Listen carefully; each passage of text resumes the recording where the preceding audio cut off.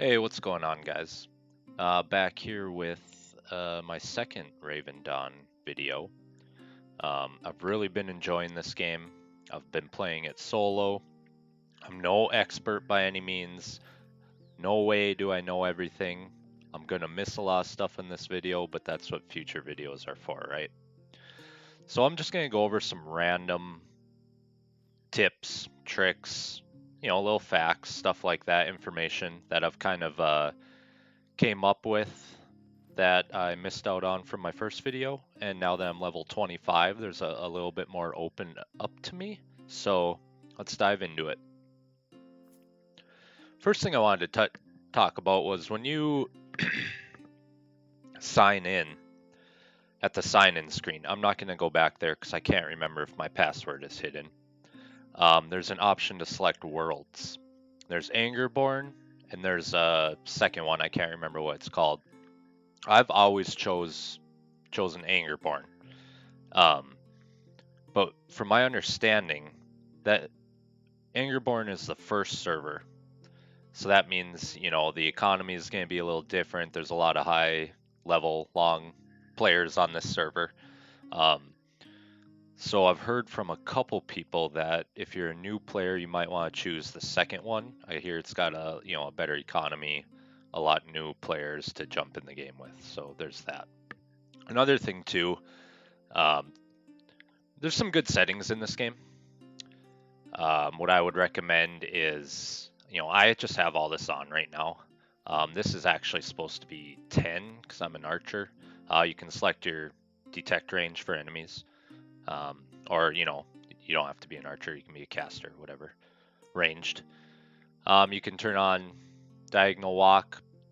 Click to move if that's your thing. Sometimes if I got to kite an enemy and I'm just spamming, a basic attack or something, I'll click to move. Yeah. So there's that. You can also edit your UI. So if you hit this button, you can click and drag anything you want wherever.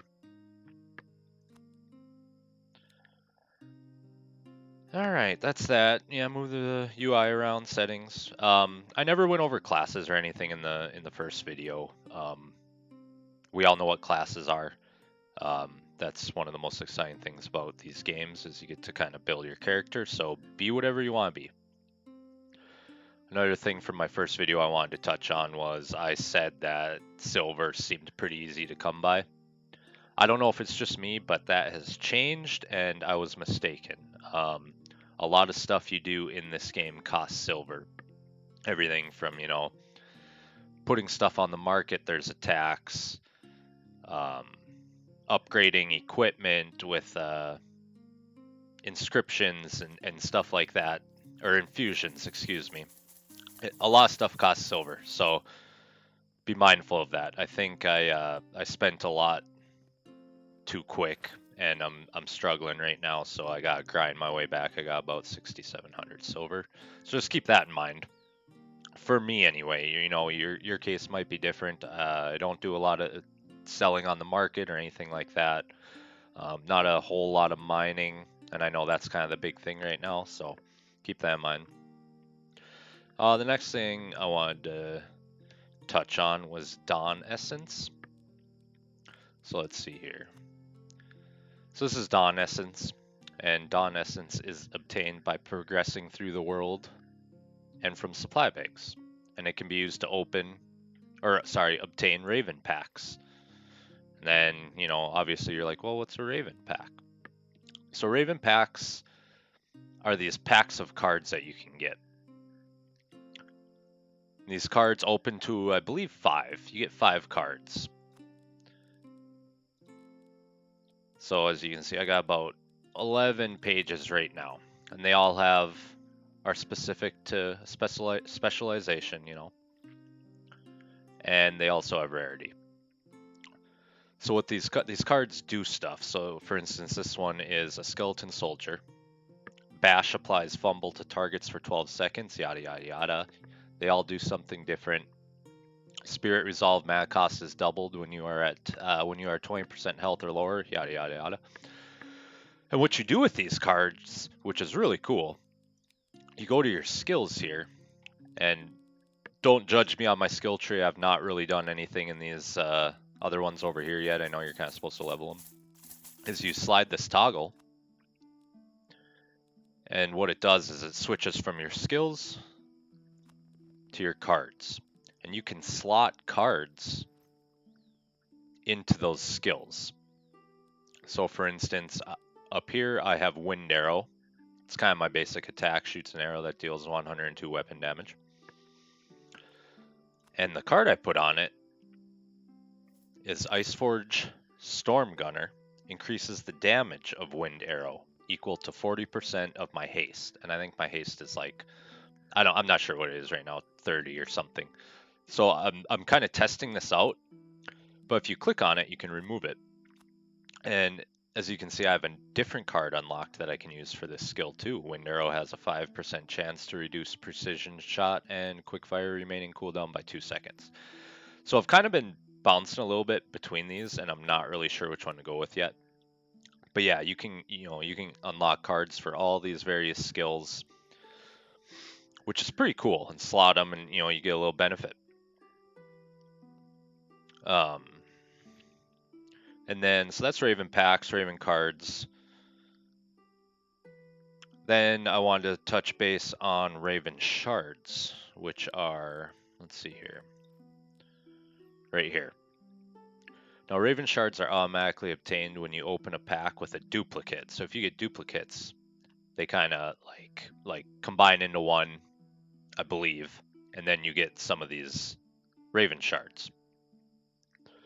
And now these Raven shards can be used to upgrade these cards. Just click here and you upgrade them, which is pretty cool. I haven't done it yet. I'm not really sure what I want to do. Just want to show you guys that. The next thing, I'm not going to run over there, but at some point you're going to unlock the ability to do ranger missions. And that's this icon right here. South Gladmere Outpost. I know there's one. Let's see here. There's one here. Sajako Island Outpost. They're all over. If you go to these, there's like a bulletin board there, and you get to choose from 3 missions, or tasks, I should say. And they're usually like, go out and kill so many, or go out and earn so much experience by killing certain mobs. And there's 3 you can choose from, and they're short, medium, and long. Obviously, the short is the least experience needed, medium, long.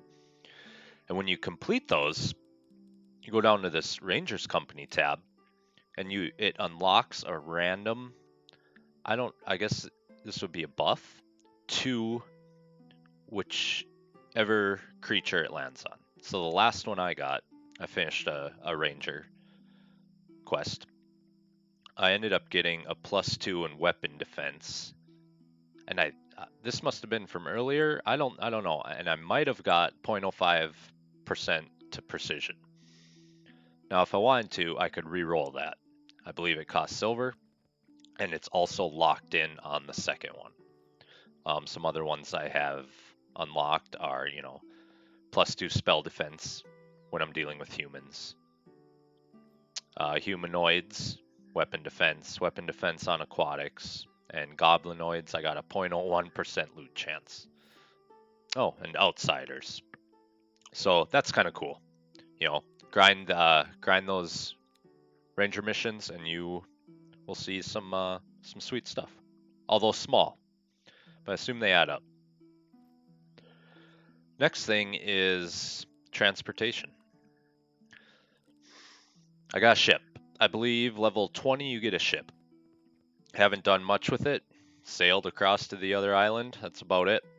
But I do notice that you can craft, probably buy, obviously on the market or maybe elsewhere, parts for your ship. You can upgrade your ship, sails, all that. So maybe some more on that in the next video if I get there. Now MOAs are kind of interesting. I believe when you hit maybe level 10, you get an egg. And you get to hatch a MOA, which is your mount. Now, somehow, I'm not quite sure how, MOAs have this rarity thing to them where, they can spawn with better stats, speed, strength, height, weight, you know, breeding limit, you can breed them. Tier, I think that you just have to kind of do by your bond level. The more you ride it and spend time with it, you bond with it more. You can also get MOA treats to feed it. And some of the colors are rare, and I'm not really sure how all that works yet and what's rare and what's not. And eventually you can breed these and make some good money, I hear, dealing and breeding MOAs, which is kind of cool. And then a wagon, you get a wagon to transport, I think they're like trade packs and stuff like that. I think you can upgrade this as well. So that's pretty cool. Another thing too, you're gonna come across items that are called trinkets.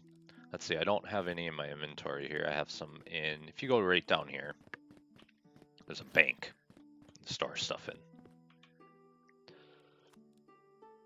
So trinkets are these guys here. They don't say that they're trinkets or anything. This is like a bug. It cuts off the text on these, which is pretty unfortunate unless I can move this. No, I can't. Anyway, these are trinkets here. They're little wearable things that, you know, give you buffs or whatever. So this one would increase attack power against creatures from the skeleton family by 4. And just be careful, you know, when you're trying to get rid of stuff and whatnot. Some of these are wearable. You can swap them out in certain, you know, if you need, let's say you need more healing power, throw that on. So that's something I didn't know about, and maybe I accidentally vendored some or got rid of some or put some on the market. Who knows? But just try and right click stuff sometimes, see if you can equip it. Another thing is your inventory. You can pay silver to expand it. Gets kind of expensive, at least for me right now. Like I said, I'm kind of having a hard time with silver. But you're going to notice that your inventory fills up pretty quick with random stuff, and a lot of it doesn't really say what you can do with it or what you're supposed to do with it. But if you come up here, and this is the main town, by the way, Ravencrest. You'll spend a lot of time here. At least I have in you know, level 25. You're gonna go to this yellow tent here. There's this vendor. You say, I want to see your shop, and actually they don't sell anything. All that's gonna pop up here is if you have, I think, all useless junk. That's just sellables, you know. So you just vendor all this stuff off that's in here, and it's you're gonna notice after a while you're gonna have like higher tiers of those same items that you've been vendoring, and they're not going. At the bottom of the screen here, there's gonna be a little, I think it's a drop-down menu. Click it, and then you select uncommon or whatever it may be, and then those items will show up here, and you can sell those. And this is just for in-game silver, obviously. I don't know. I assume the player market is better for prices. But there's also tax, there's waiting, you know, you gotta check the prices, you kind of gotta watch it, all that. So it's up to you if you want to make some quick silver or, you know, spend some time dealing with other players and selling on the market. See, you kind of saw the bank. Alternatively, across from that is the player market. I can show you that quick.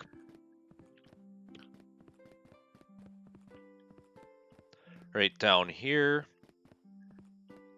And it's pretty self-explanatory, just like any MMO. Talk to the dude here. Monk broker. Wants to see the marketplace. And here's your marketplace. Pretty simple. You can type in what you want to look at. So we'll go cotton.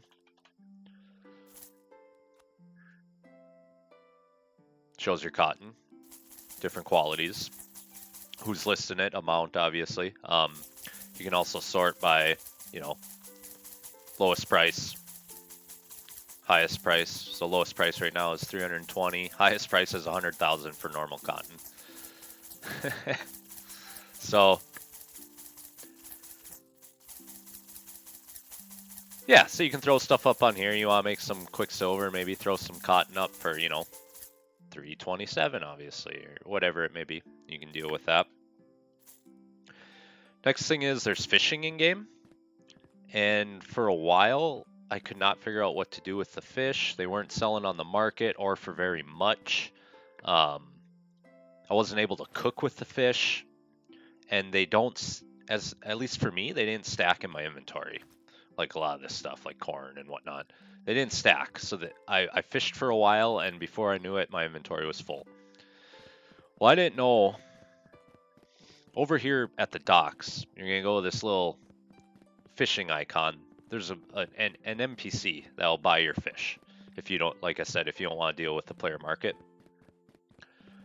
This guy up here will buy your fish. Monkfish broker, here we go. Same thing as the vendor up there. All that'll pop up there, I believe, is what you can get rid of. And I think you have two options. You can sell which fish you have, or he can slice them up into fish scales, which is used for crafting. I think food so far is all I've come across, but you know, I haven't done much crafting in this game aside from my gear and, you know, what I needed to do for the missions. And pretty much the last thing, and I don't really know if I mentioned it in my first video, but very early on, you'll get a community farm plot. And what that is down here, and the tutorial will take you through this, but there's a couple things that are pretty cool about it. So this is mine right now. I have 2 cotton trees. I think a lot of potatoes. You can interact, so you can harvest them, water them in 13 minutes if I wanted to, or I'm not sure what this is. There's no, yeah, so I can't see until the timer's up. But yeah, this is your farm. And you hit this little thing to toggle house mode, and it brings up, oops, it brings up your farm here. Down below is everything you can buy to plant. You have to have the right level, so I can, you know, do potatoes because they're level 1, cotton level 1, corn I can do level 3, but once you get up here, you know, you're in the level 7s and stuff like that, and obviously some of this stuff is more expensive too. When I placed these cotton trees, this is actually where my money went. I placed these cotton trees, I did not realize they costed 2,475 silver. So that was a pretty big chunk for me. Potatoes are cheap. Go with those. I've what else have I planted? I did some corn, and I think I did some wheat. No, yep, I might have did wheat at one point. So then you can obviously take this stuff, craft, vendor it, market it, whatever you want to do. And this is also, so yeah, you can do a bunch of plants and berries and whatnot. You can click here and do husbandry, so you can get some trees. Specific types of wood, you don't have to go out. Oh, this is husbandry, my bad. Wood cutting, yep, then husbandry, animals. You know, you can get rabbits, pig, you know, they get kind of pricey, at least for me, again. And then this is what I want to talk about. You can get a moa stable, and you can breed moas eventually. I haven't looked into how to do it, but it is definitely interesting, and I would like to try it. I think that's pretty much it. This was just another quick follow-up video after hitting level 25 and what else I have learned. Obviously, like I said earlier, I missed some stuff, and hopefully I can catch y'all in the next video as I come across it. Maybe some more tips and tricks and whatnot. And if you guys wouldn't mind liking and subscribing, just helping a small content creator. And I appreciate it.